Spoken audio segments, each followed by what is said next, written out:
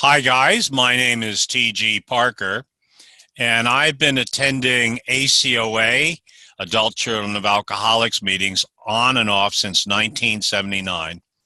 And I just thought I'd introduce myself to you and to try to explain to you briefly how I got into ACoA, Adult Children of Alcoholics, and my progress and success in ACoA, and also let you know what I'm doing now. I was what most people would call a high-bottom alcoholic addict.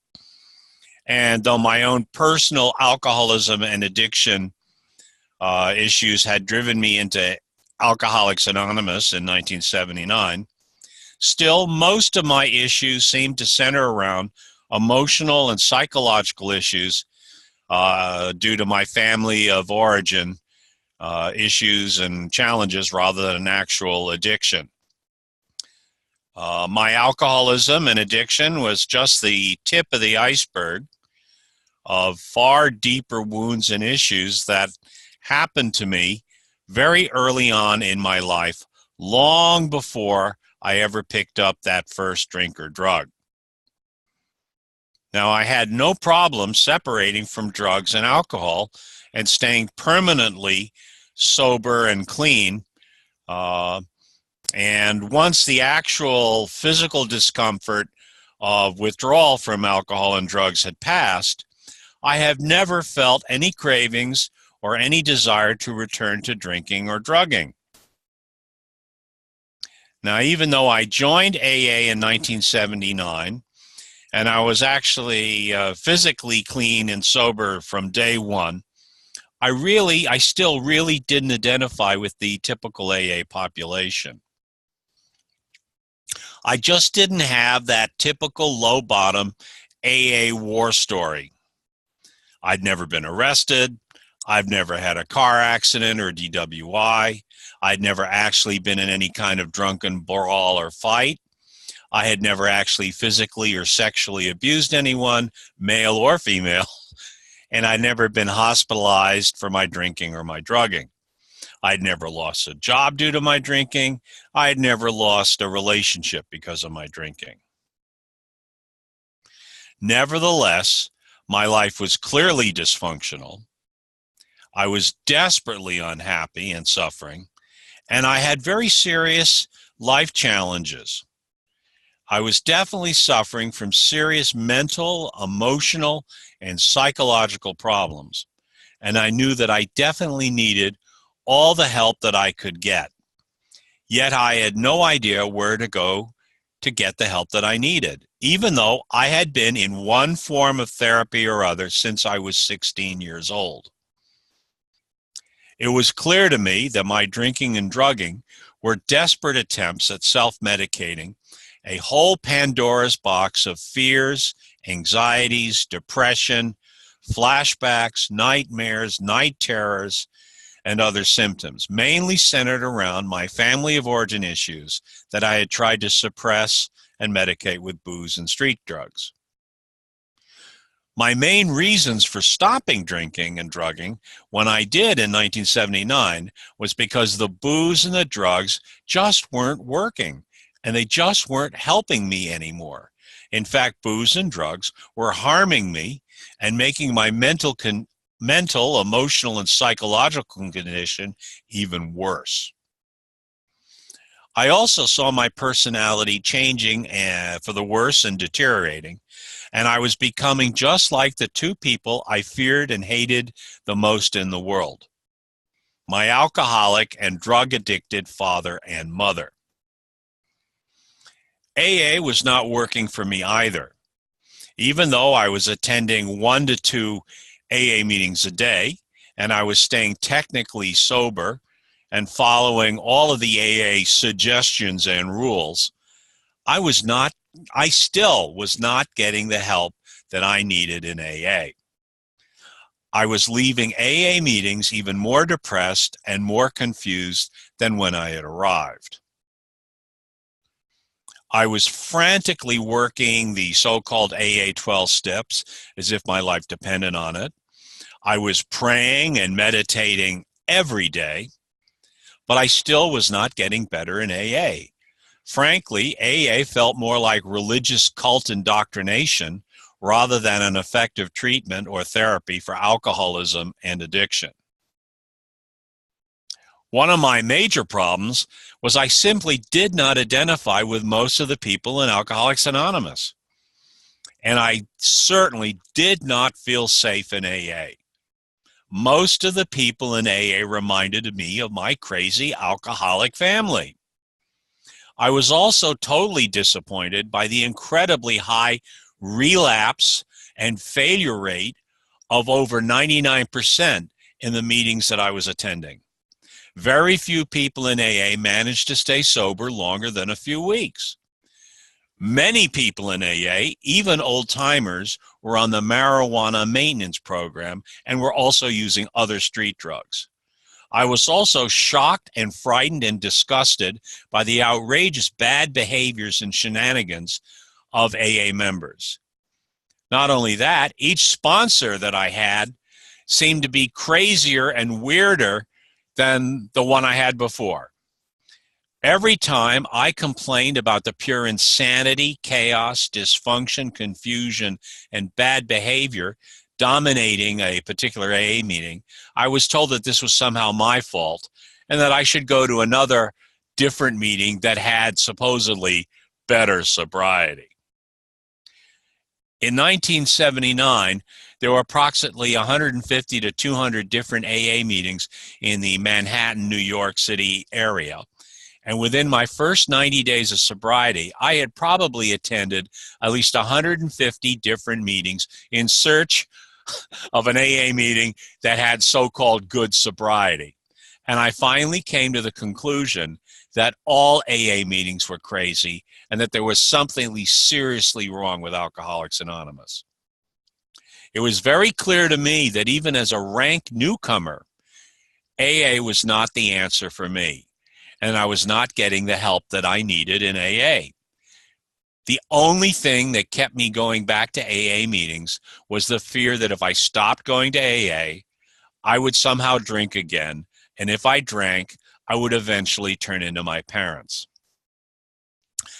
After attending a disastrous, frightening, crazy family Thanksgiving celebration in 1979, I was convinced that I needed to stay away from my family of origin if I wanted to stay sane, sober, and or even alive.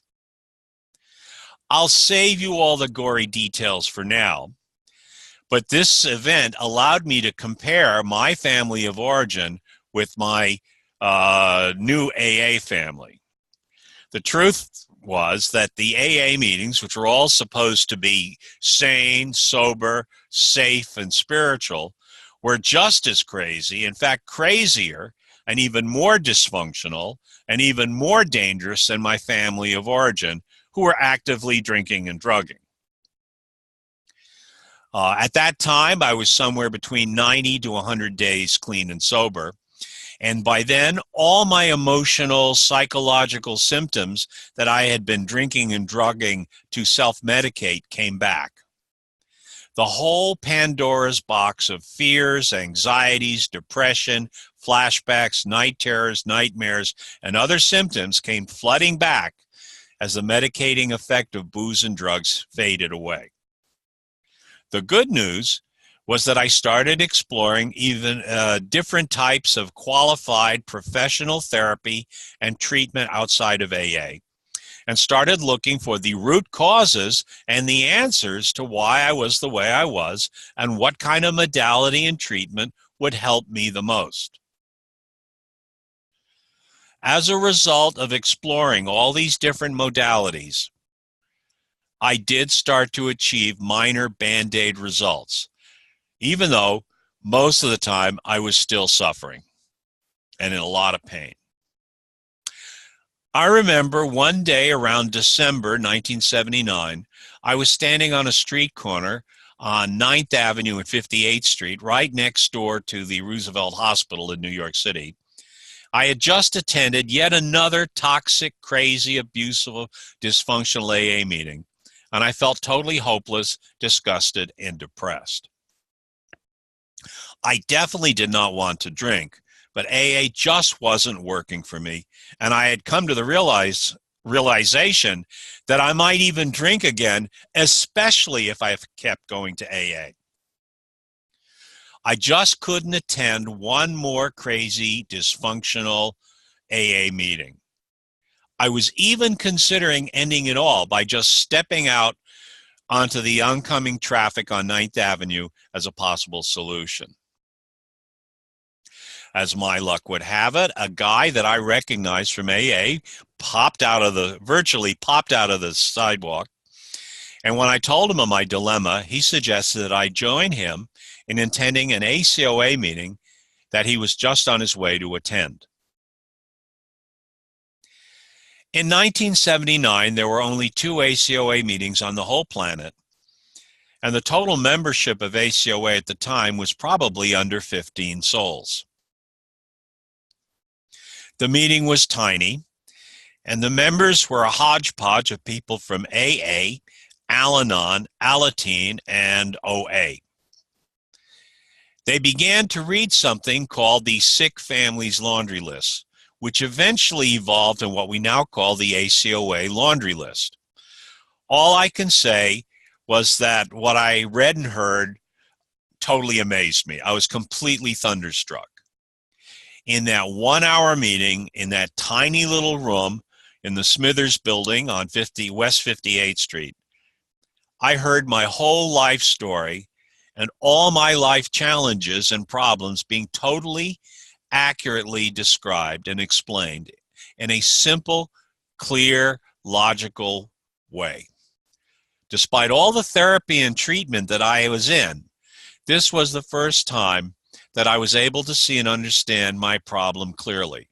For the first time in my life, I was able to see and understand my alcoholism and addiction in the context of my family's alcoholism and addiction and how they all interacted. Obviously, I would need to stay clean and sober in order to pursue my recovery. But the root causes of my problem were the addictions, dysfunction, and abuse that was so prevalent in my family of origin. Later on that day, I returned to an AA meeting again for a convincer. And I immediately, instantaneously felt depressed, nauseous, and sick to my stomach. I have felt that way about AA meetings ever since for the last 38 plus years. And even though I have continued to attend AA, DA, OA, and other 12-step fellowships off and on for over 35 years, ACoA became my main program of recovery in 1979. Now, in a perfect world, this would be my happily ever after Disney finish. Unfortunately, there is more to my story. In ACoA, we soon discovered that ACoAs were suffering from a wide, complex spectrum of very serious emotional, psychological, physiological after effects and symptoms that we now call PTSD, or post-traumatic stress disorder. It became totally obvious to us all at the time that the so-called 12 steps of AA, already a proven failure in AA even in 1979, would also be a failure in ACoA. Frankly, the so-called 12 steps of AA are nothing more than religious dogma and a process of religious conversion and indoctrination that had been plagiarized from a 1930s pro-Nazi Christian evangelical Protestant revivalist cult called the Oxford Movement, which had been banned in the UK prior to World War II and was banned in the US as a result of Germany's declaring war on the US after Pearl Harbor. Religion may have its uses, but religion cannot cure cancer, tuberculosis, syphilis, warts, piles, alcoholism, addiction, and or more importantly for ACoAs, stress, anxiety, depression, panic attacks, insomnia, phobias, and post-traumatic stress disorder. Frankly, in my humble opinion, any pretense to suggest that religion can cure ACoAs or anyone else of anything is a vicious, destructive, criminal lie. In fact, Tony Allen, ACoA's co-founder, tried to rewrite the 12 steps into a format that might be more helpful for ACoAs. But for some reason, the original AA 12 steps still seems to dominate ACoA today, despite its obvious failure in treating ACoAs. During the 1980s, I continued to undergo different psychological and emotional treatment modalities and found that some modalities were useful and helpful, while others were quite useless. The conclusion that I have come to is that there is no single silver bullet for ACoA recovery, and sometimes the ACoA path to recover may require several different modalities and approaches. My advice to the still suffering ACoA is to not put all your eggs in one basket and to keep an open mind and to keep exploring. In my humble opinion, ACoA recovery is a lifelong process. At about the 11-year mark in my ACoA recovery, sometime around the early 1990s, I noticed an interesting phenomenon within ACoA. The ACoA community had enjoyed an explosion in new meetings, members, books, literature, therapy, and treatment programs during the 1980s. However, during the 1990s, the ACoA meetings began to falter, dwindle, and fail. In my humble opinion, this was probably due to the fact that ACoA was still a 12-step based religious cult, and as an organization was still trying to make 1930s religion and faith healing work on stress, anxiety, depression, panic attacks, insomnias, phobias, and post-traumatic stress disorder. So the same phenomenon that occurred in AA previously also occurred in ACoA. The healthy members of ACoA and those sincerely pursuing health and recovery simply voted with their feet.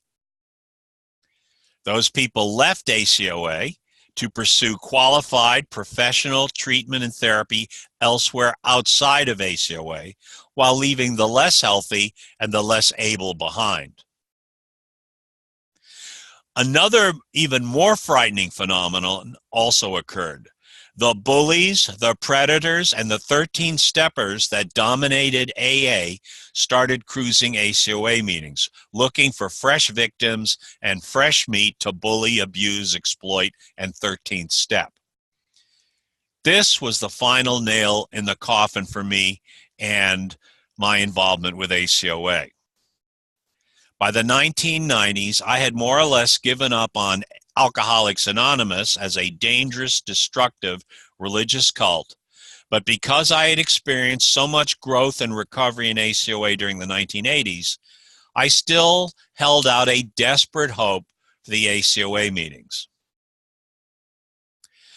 The trouble is, with unmoderated lay support groups like AA and ACoA,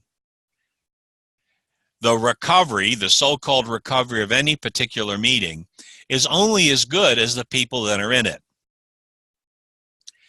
Eventually, I found myself searching from one ACoA meeting to the next, hoping to find an ACoA meeting with so-called good recovery, only to be disappointed again and again. Today, AA and most other 12-step groups are dwindling and failing.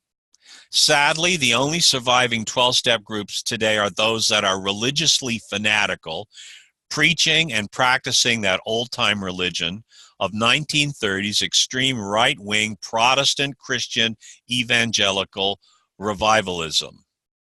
There is even evidence to support that some 12-step groups have become fronts for extreme right-wing political and paramilitary groups like the Aryan Nation. Today, I have given up on all 12-step lay support groups, as useless at best, but with a real potential to be really harmful and dangerous.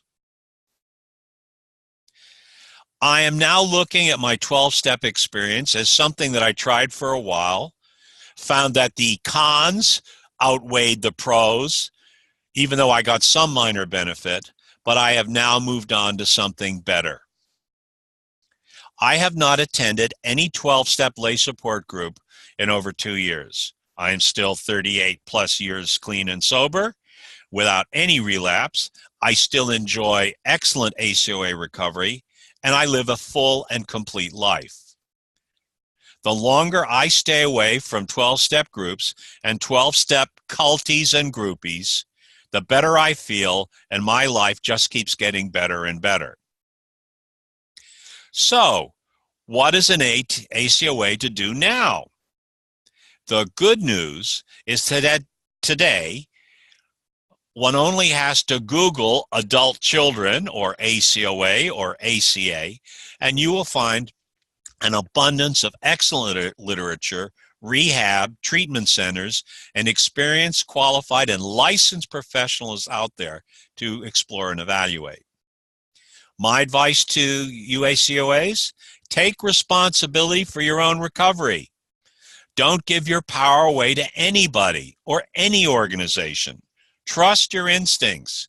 If something sounds or smells funny, it probably stinks. Don't be afraid to vote with your feet. For myself, where am I today? Well, flashing forward almost half a lifetime, I have since obviously been sober, clean and sober, and I have led a happy, sober, recovered, upstanding life, helping others as a therapist and a counselor.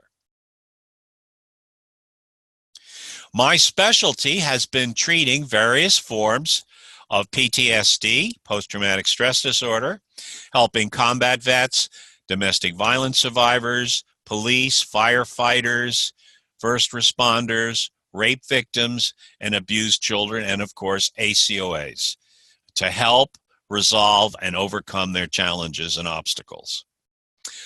Over the last 20 years or so, I have noticed an alarming increase of patients and clients presenting PTSD symptoms caused by what can only be described as domestic violence and/or family of origin issues.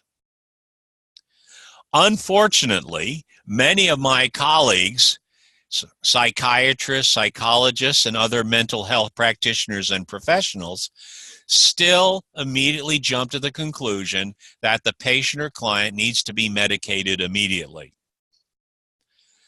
Also, conventional cognitive analysis, also known as armchair therapy, appears to be almost useless in treating ACoA issues, trauma, and PTSD, and has been shown to even re-traumatize the client or patient. In 1997, I had developed what is known as war-related PTSD as a result of doing war relief work in West Africa. I was extremely fortunate to discover a healing process known as EFT, or emotional freedom techniques. Suffice it to say that I was completely symptom-free after 8 months of daily practice and seeing a practitioner on a weekly basis. This caught my attention, and after I felt confident that I was completely recovered from war-related PTSD, I started to study EFT, emotional freedom techniques. I now have been helping an ever-widening circle of friends and clients heal, resolve, and overcome their issues, challenges, and obstacles since 1997. All I can say is that in over 35 plus years of helping and healing others, I have yet to see as effective and as safe a healing modality as EFT. Anyway, in response to the increasing number of people presenting themselves as suffering from PTSD and the after effects of domestic violence and/or family of origin or ACoA issues, I've decided to start a free online telephone live workshop specifically designed and dedicated to treating those suffering from PTSD and the after effects of domestic violence and/or family of origin ACoA issues. So, anyone who's interested, please feel free to contact me either directly via Facebook or commenting below.